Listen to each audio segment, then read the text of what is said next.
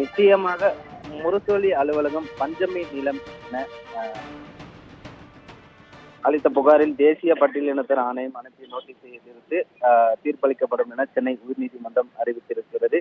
திமுகவின் அதிகபூர்வ நாளோடன முரசொலியின் அலுவலகம் சென்னை கோடம்பாக்கத்தில் உள்ள 12 கிரவுண்ட் 1825 சதுர அடி நிலத்தில் அமைந்துள்ளது.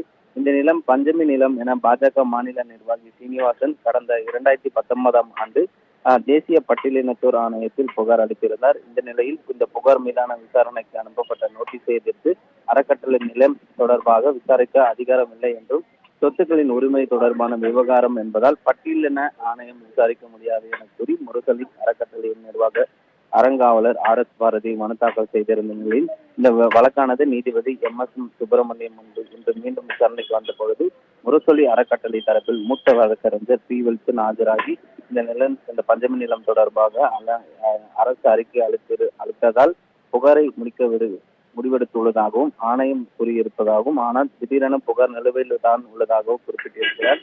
மேலும் பஞ்சமி நிலம் என்பதற்கான ஆதாரங்களை புகார்தாரர் சமர்ப்பிக்கவில்லை எனவும், இது தொடர்பாக அரசியல் காரணத்திற்காக தேசிய ஆணையம் இந்த புகாரை நிலுவையில் வைத்துள்ளதாகவும் அதிகபூர்வமாக செய்வதாக குறிப்பிட்டிருக்கிறார். இந்த நிலையில் ஆணையம் அரசியல் நடவடிக்கையில் ஈடுபடக்கூடாது எனவும், பஞ்சமி நிலமான இல்லையா என வருவாய்த்துறை தான் விசாரிக்க தீவிரமான தேசிய ஆணையம் முடிவெடுத்து உள்ளதாக கூறப்படுகிறது.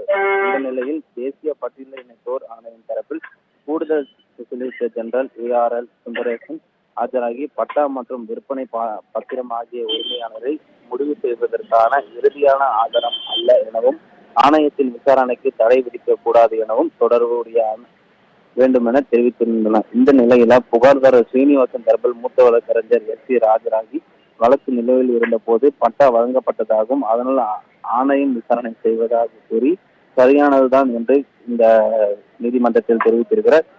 மேலும் அனைத்து தரப்பு வாதங்களும் நிறைவடைந்த நிலையில் இந்த வழக்கில் நாளை மறுநாள் தீர்ப்பளிக்க உள்ளதாக நீதிபதி SM சுப்பிரமணியம் அறிவித்திருக்கிறார்.